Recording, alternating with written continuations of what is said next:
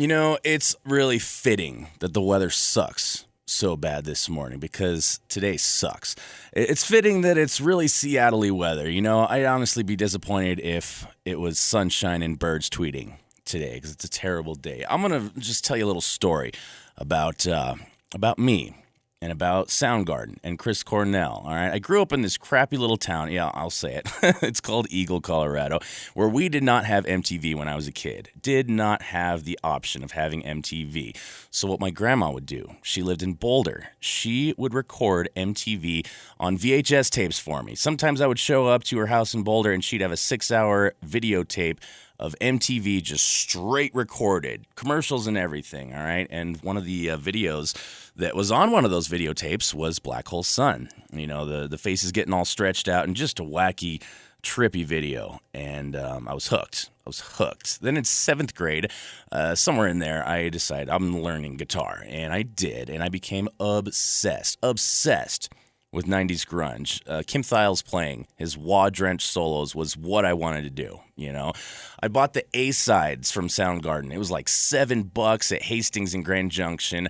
There were a couple pawn shops in Rifle that I bought a couple CDs. No case, no liner notes, just the CD itself in a wallet. Bad Motor Finger down on the upside. No case, just had them. It's what I did, man. I was obsessed.